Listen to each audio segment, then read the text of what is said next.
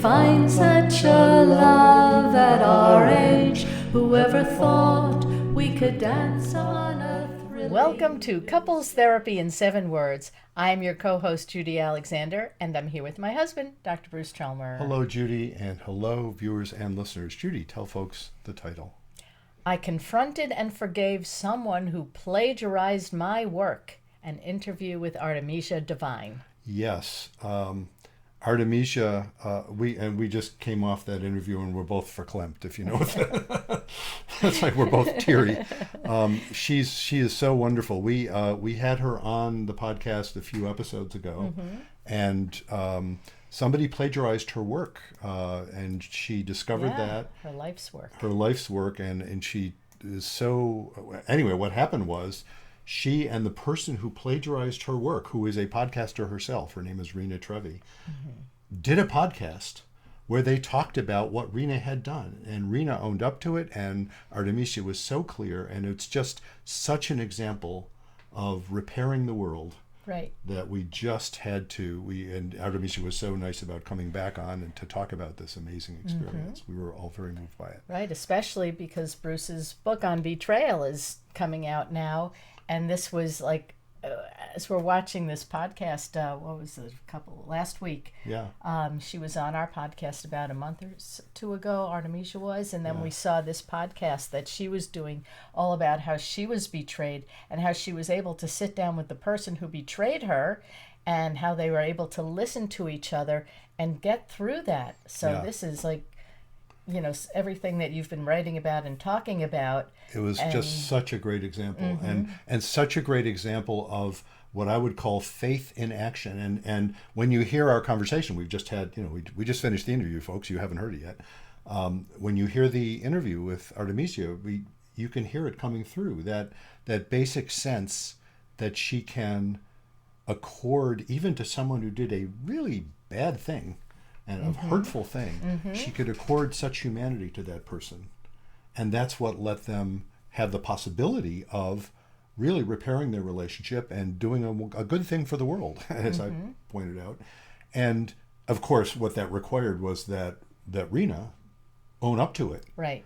And so it's just a very moving thing. So anyway, please check out our interview shortly.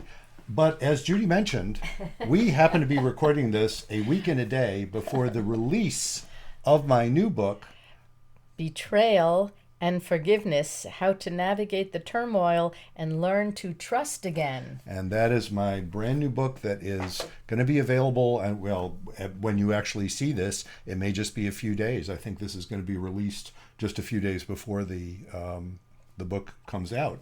So by the time you're seeing this, it might already be out. So if you just go to, well, we'll have a link for it on our ctn7.com website. BruceChalmer.com is the place where you can find out all about my books, my practice, my couples therapy practice. And so feel free to go there and check all that out. You'll also find information about my other books. I'm not even going to talk about my other books today because we're so putting the emphasis now on... it's on betrayal and forgiveness. Betrayal and forgiveness. That's so without further ado, why don't we get on with our interview? And we will see you on the other side. Our guest today is Artemisia de Vine. Regular listeners to this podcast might recall that we interviewed Artemisia a few episodes ago. Artemisia is an expert on sexual fantasies, and we had a fascinating conversation about her work and ideas. Recently, Artemisia discovered that Rina Trevi, a podcaster and coach, had plagiarized her work. What followed was inspiring to us, especially since Bruce's book on betrayal and forgiveness is just about to be released. Artemisia and Rina appeared together on Rina's podcast and described how they turned the situation into an opportunity for grace, compassion, accountability, and clarity. We asked Artemisia to come back on our podcast and talk about her experience. Artemisia, welcome back to Couples Therapy in 7 Words. Thank you for having me back. I'm really glad to see you both again. And it's a very fascinating topic, isn't it? It is. And we were just so touched by that whole podcast, what happened to you, what happened to her, and how the whole thing came about. So let's not keep our listeners in the lurch. And why don't you tell us what happened? Okay. So my work is actually original. It's not the kind of work that we've, all of the sex educators learn from each other and then just regurgitate it in their own words. My work actually comes from an awful lot of soul searching, a lot of learning things the hard way, a lot of going into the world and doing things that cause people to be prejudiced against me. A lot of work went into creating a whole new way of understanding sexual fantasies. And I even, like, for the first few years while I was trying to get myself out there, I even didn't even know how I was going to keep the electricity on. I was trying, nobody understood why on earth I was offering this thing. And I made huge sacrifices in order to be able to come up with the right words, the right frameworks, to be able to explain to people how valuable sexual fantasies are. And I did. I came up with some great words. And obviously, I wasn't the only one who thought so, because Rina Trevi came along and just cut and paste my words and then made a podcast as though these revelations about sexual fantasies were her own and my words were hers. And that stung. In fact, it made me angry. Like, and the podcast together that we made together, I admit that I was so angry I was ready to smite. I noticed that. Yeah, you use that sort of biblical term, right? You wanted to smite her. Yes.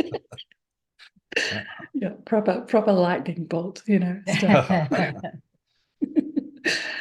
So there was only one way I was going to come back from that level of clear. There's a strange thing that happens when you're in that much rage. You have a lot of clarity. In one way you don't, because certain parts of your processing mind are turned off. But in other parts, it's very clear, I am going to defend my boundaries. And I just want to jump in there a couple things just to fill in a blank or two. How did you even discover that she had done that? What brought it to your attention? I did a Google search and saw under sexual fantasies, and saw a thing that said top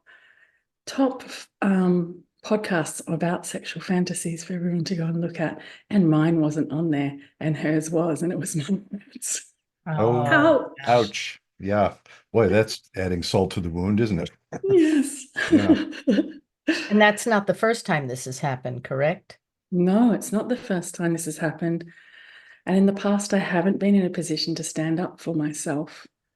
Because in the past, I was I was a sex worker and I was trying to fly under the radar. And people who had social acceptability came and took my work and have made global names for themselves using my work. And this is an accumulative effect. There's a few sex therapists out there who are making money off my originality. And yeah, I mean, I've had my entire business plan stolen by a friend, like the whole thing, and my original ideas and my ways of offering and seeing things in a unique way just taken. And it really hurts. It is betrayal. So just to set this up properly, I'm not being overly dramatic. This was dramatic. Right? This mattered to me. This was linked to your to life's work. It's my life's work. It's my identity. It's my way of surviving in the world. It's my meaning, my purpose. And, it's my thing that I dedicate being this time on the planet to doing. So, Yeah. it really does matter. It's interesting what you were saying a little while ago about, you were angry when you discovered this, and that anger, it was really interesting, that sort of dual effect of anger, because on the one hand, I'll often work with people, and when they get into an angry mode, they can't think clearly. And yet the other piece of anger, and why it's so important, I think, in the case of, when somebody's betrayed, is that it can focus you, right? It can say, okay, I can't ignore this. Something has to be done here. within whatever power you have to do something. It's interesting because this time when it happened, you have some power. You had more power to act on it than you did in those previous occasions. But I just, that phenomenon that the anger is an important step, because I see that with lots of folks. I've worked with lots of people where they're in an abusive relationship and they keep minimizing it or they keep making excuses for it or whatever until, let's say the abuser abuses their child and that pushes them over. Their anger about that lets them actually act. So anger turns Mm. out to be an important part of the story, it sounds like. I think so. I Yeah. think anger is a force that's on our side if we know how to be in relationship with it. Yeah. But you had to be not completely panicked to be able to focus that anger, right? I mean, well, why don't you continue the story? Because I'm curious, like, so what happened? There you were feeling like you wanted to smite her, and yet there you ended up on her podcast, which I just found amazing. Yeah, I made a very clear decision in my mind that the only way that this was going to work out was if she was willing to admit what she did in public and to also make up for the harm that she did by promoting my work on her channels. Mm. Right. So it's not just saying sorry and making it all go away. It's actually taking responsibility for undoing the damage that she did. And I honestly did not believe she'd do it. Mm-hmm. I did not think she'd do it. Yeah. But she surprised me. Yeah. She surprised me. She did really well. Mm-hmm. That the podcast that you did, and maybe I'm getting ahead a little bit, but I was surprised when I was listening to it. It sounded like that was the first time that the two of you had had a chance to talk, at least in the depth that you were talking about, like the stuff you were saying about how it affected you. You That's right. hadn't had a chance to tell her that until that podcast. Is that correct? That's right. And we talked about that. We talked a little bit on Instagram and um, came to the arrangement that we were going to do the right thing. We were going to choose to see if we could repair this Mm. together. Right. And you were now getting a little teary. I'm Yeah, getting yeah, teary. yeah. Well, that's why we wanted you not to make you cry, but we wanted you to because it's so moving what you did. Yeah. It's an amazing example to the world, you know? Yeah. Yeah, and she came through and owned up to it. Which full credit to her. Full credit to her. So I'm Because, sure that was a huge relief to you to hear that. I mean, oh my tell God. me what you were going through when she was telling you that. Well, when we recorded the podcast, I still didn't know anything about her history of growing up in Russia and how Mhm. she understands plagiarism or any of her story. And so I was hearing that for the first time with you. Like Mm. that was a powerful thing to hear because she didn't make any excuses. She Hmm. just explained what it was like to be her. And Yeah. there's a difference, Yeah. and that's an important difference. I want to sort of underline that difference because that comes up so much when I'm working with couples and there's been a betrayal and it seems like a fine line, but it's a really important one between justifying something and explaining the context. Mm. And if someone needs, for somebody to heal, for a couple to, or any relationship to heal from a betrayal, there needs to be accountability, but there also needs to be a sense of understanding the context.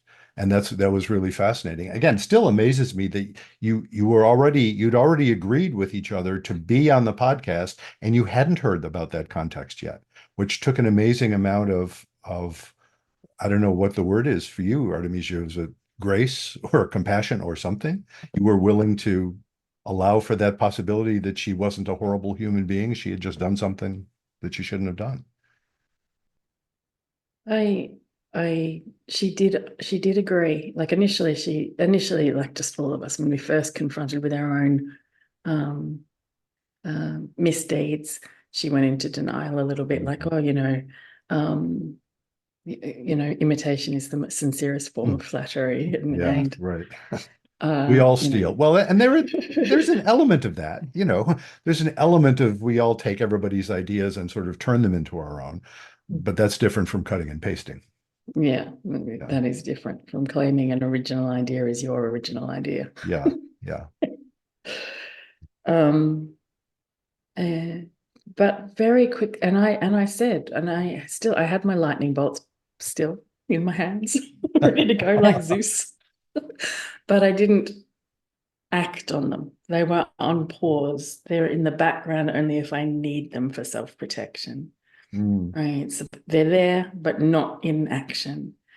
And so I wanted to know, who is this person? I'm going to give her a chance. I'm going to tell her exactly what I need to make this okay, really clearly, without any extra words that sound like judgment or acute accusation, or any extra words that seem like that I'm fluffing it and making it nice for her. Just clarity. This is what I need to happen next. Boom, boom, boom. And, you know, in doing that, you're also implying to her that it is possible for her to fix this, which is also interesting because a lot of folks, I think, when they're so angry or so hurt, just want to punish the other person, but not actually say, no, there's actually a way to redemption here. To her credit, she is a vulnerability coach, and she is trying to practice what she preaches.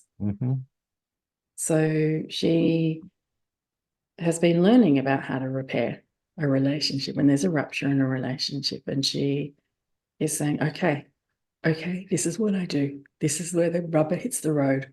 I'm going to do this right. So full credit to her. Very quickly, within a matter of hours, she came back to me and said, okay, you're right.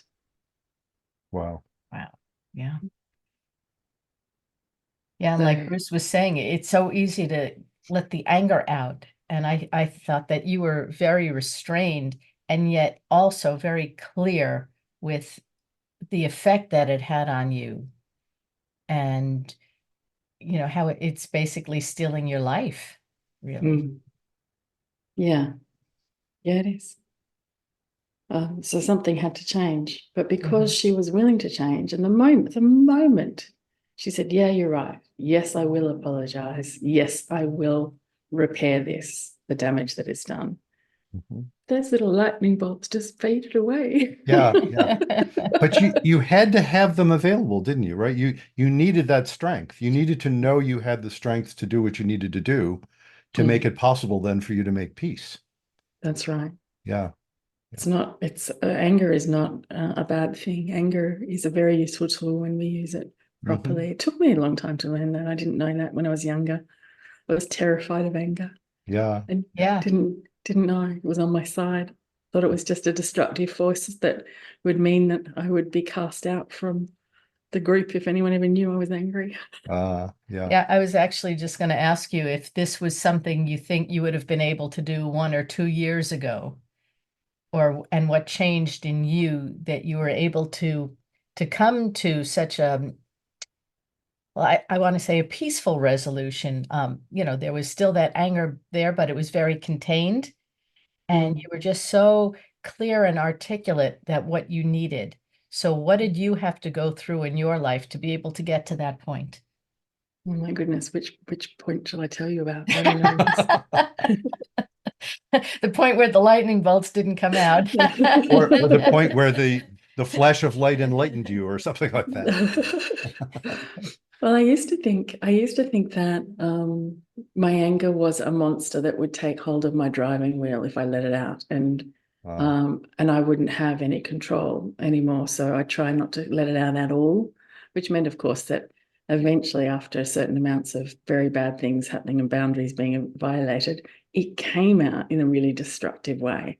So I'm not saying I smashed furniture or harmed anybody, but like I didn't have finesse. Let's put it that way.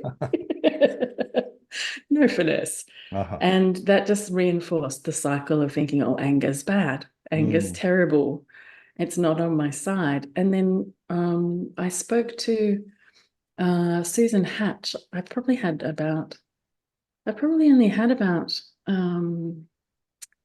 3 or 4 therapy sessions in my life. And Susan Hatch is an excellent therapist who does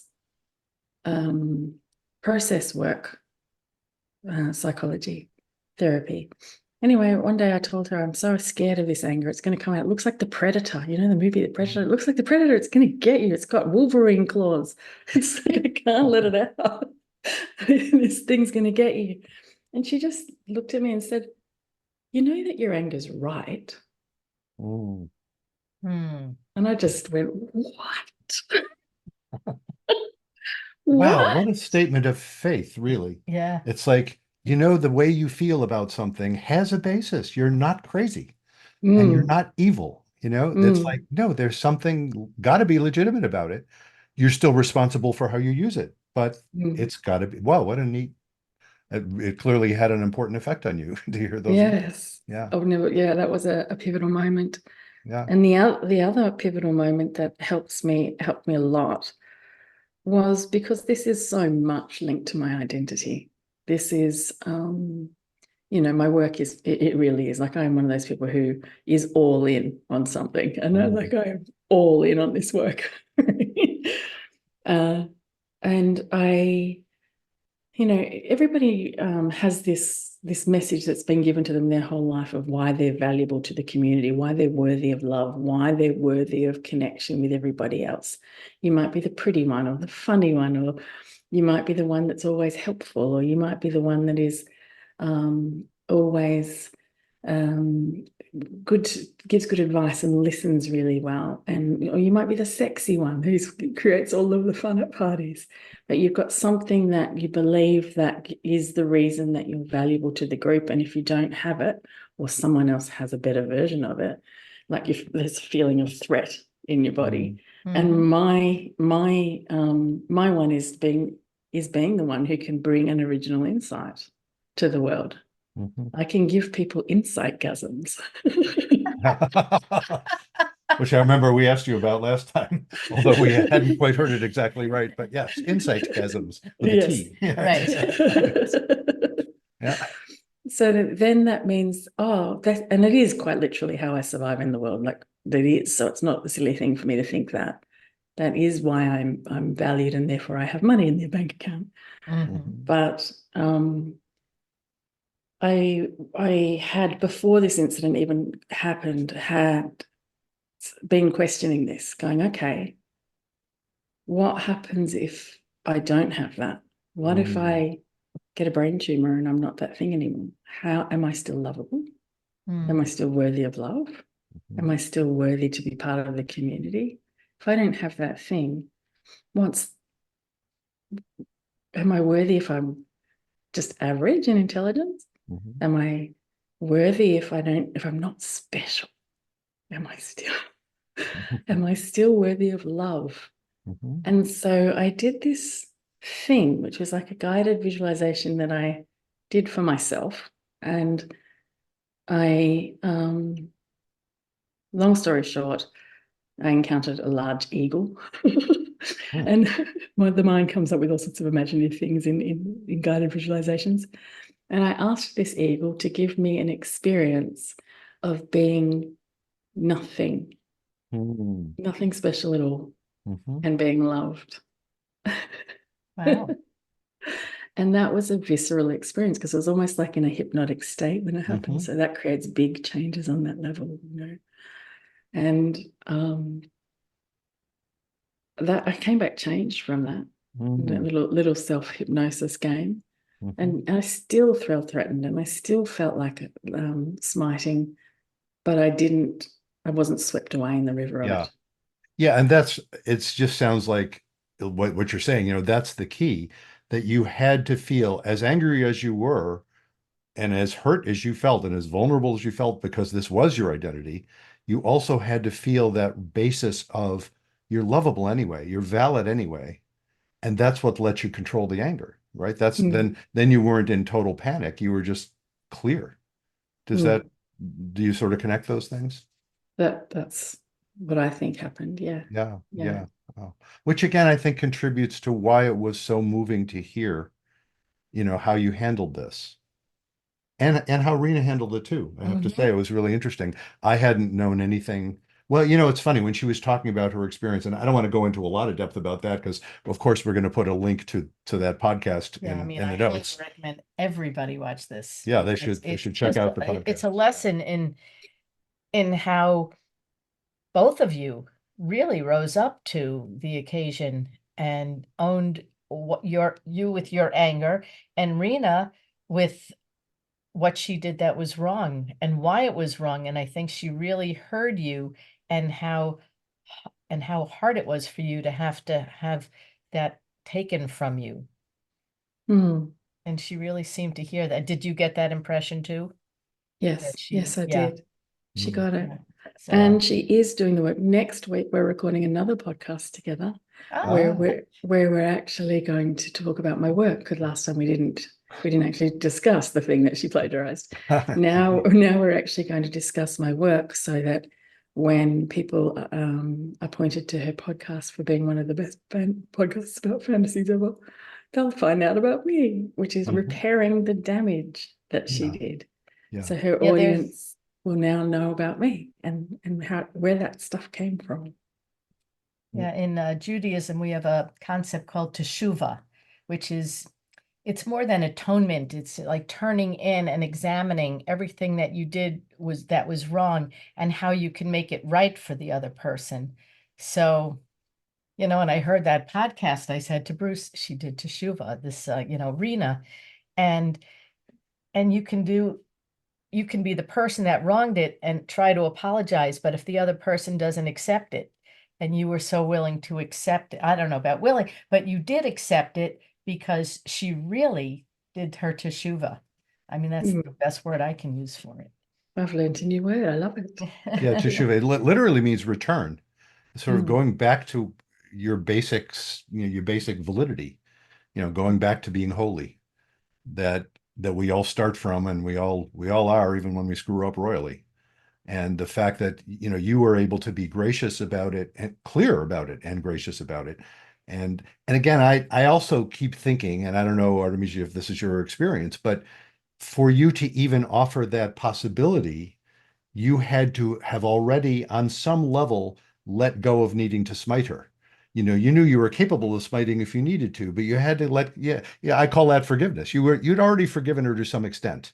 You said, okay, let's see what we can do here, because that's not dependent on her reaction. I don't know if she hadn't reacted well. Well, I guess we wouldn't be having this Some conversation. people might not even have been willing to sit down and hear her side. So, Well, that's kudos true. to you. Yeah. Mm. Or I if love she, it. what if she just continued in denial? As I say, we wouldn't be having this conversation. But how would you have handled that? Can you even imagine? Well, I'd have to imagine, because it'd have to be one moment at a time moving forward, because you can only see as far as the headlights, right? The road Yeah, only reveals itself as you move forward. yeah, But um, I imagine I would have defended myself this time. yeah, I would yeah. have. And you had some power to do that. You do have some visibility, Mm. and so you could have made it clear.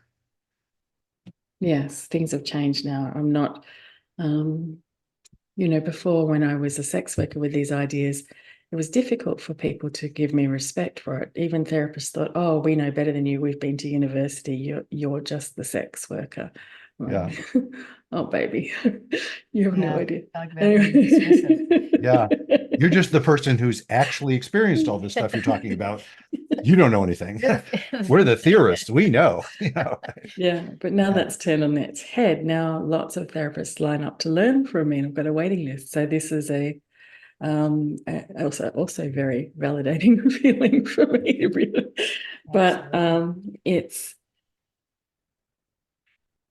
it did something more powerful. It was really important what she did. It wasn't just, here I go getting teary again. mhm. Because even though the other person who was supposedly in my inner circle and stole everything of mine, my idea, my plan, like just took the whole lot. Even the fury at him has reduced into more of a compassionate sorrow for him. Mm. And I don't want to sound holy because I'm really not. I would smite if I had to. Like, let's just admit that I'm. Let's bring back the word smite, everyone. It's like the best. I love the word. It's great. We don't use it. Well, no, actually, it's good that we don't use it in everyday conversation. It would lose its power, you know. Yeah. But something important happened that was bigger than the two of us in that moment, and that was really powerful for me. So her willing to admit what she did and actually repair it had a bigger ripple effect than our own reparation. It was it made it possible for me to really imagine what it would be like to be able to repair with these other people as well. Yeah. Wow. You know, I think we wanted you to have on our podcast to talk about this, you know, to sort of just hear more about it, amplify it, because it was so moving in that sense that it's a paradigm for repairing the world in general. You know, there's so many people wanting to smite other people out there and not listen. not listen. And there are not a lot of examples that are as wonderful as this one of people that are just showing us all, how can you move past this? How can you work with this and actually confront it and deal with it in a way that allows for both people's humanity? And we were so moved by it. Wow, thank you. I Yeah. feel really touched to hear that. Yeah, yeah. And I hope I hope you get to talk. I don't know if you're going to want to, but I hope you get to talk about this, you know, in other places too, because just the fact, as I say, independently of course, your work, which we did have a conversation with you about and is really fascinating, but independently of that, just this phenomenon is a wonderful occurrence. You know, it reminds me of often things will happen in the course of therapy with folks or in the course of, you know, couples' lives where they will say, now I'm going to get emotional because I'm thinking of examples of this and in my own life, examples of this. They will say, wow, that was hard, but I'm so glad that happened because look how much we have learned from this. Look how much better off we are now for having had to confront this. You know, I've never had anybody say to their partner, hey, thanks for cheating. You know, haven't heard that one, but I've heard plenty of people say, you know, something needed to happen and you were the one that precipitated it. So thanks for that. You know, it's like clearly we were heading for something and something had to give and you precipitated it. So here we are. But look how much better off we are now for having seen what we needed to see. And I think it brought out with you possibly a strength you might not have known you had. You know, Yeah. I definitely saw that coming through, that you were able to be so contained and yet so exact in what you wanted and needed from her without being nasty about it and I would say with being kind about it. Yeah, you didn't have to degrade her. Right. You just needed clarity about how she needed to be accountable and act to make amends. Right. You don't have to hate the person to say that action is not on and needs to change. Yeah.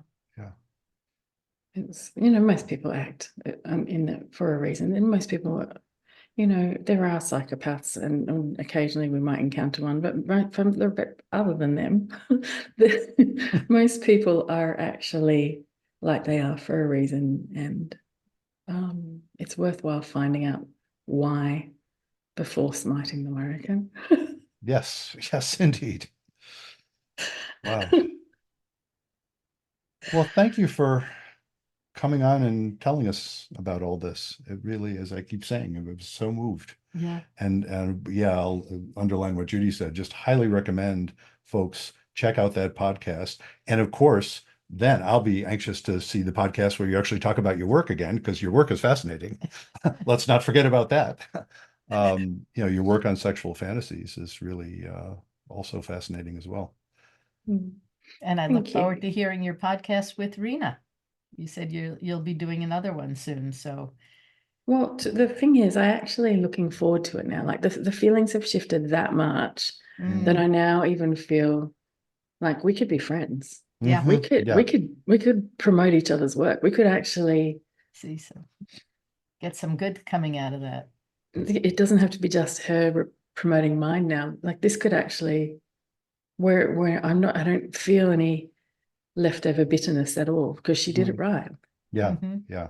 And now I just Yeah. feel affection even like. Oh, may this experience radiate out to the world. You are bringing light to the world to do something like this. So thank you for that. Oh, we're all a bit teary, isn't it? Well, thank you, Artemisia. Thank you so much.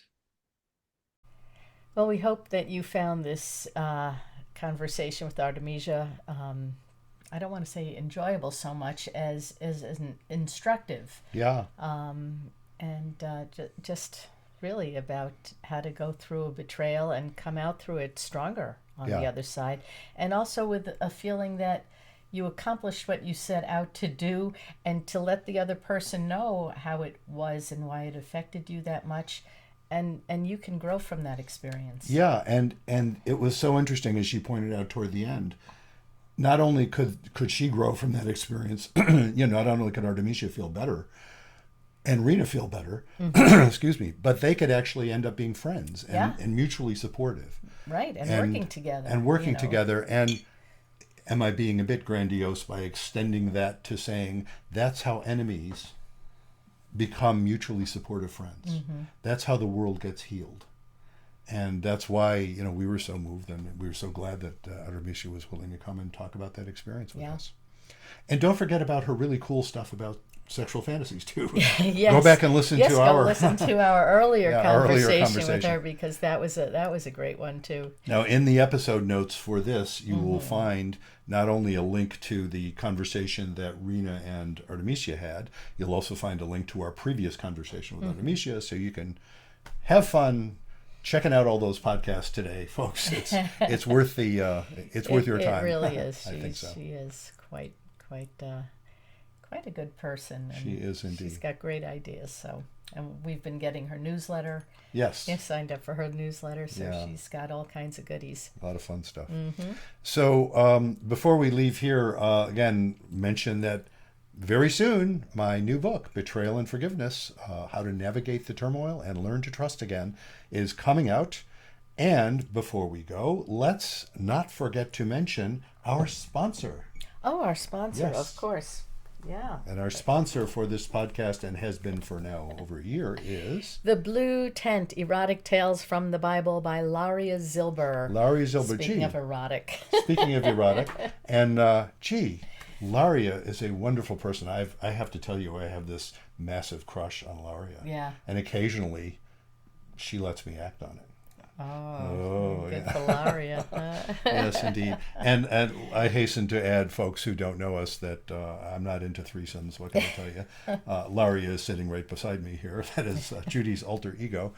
And if you like erotica, this happens to be very good erotica. There are degrees of Thank good you. in erotica. This is beautifully written. And moreover, it is beautifully written from the point of view of someone who is deeply knowledgeable about the Bible and biblical characters, and has great love and respect for those characters. And so I highly recommend that book. Thank you.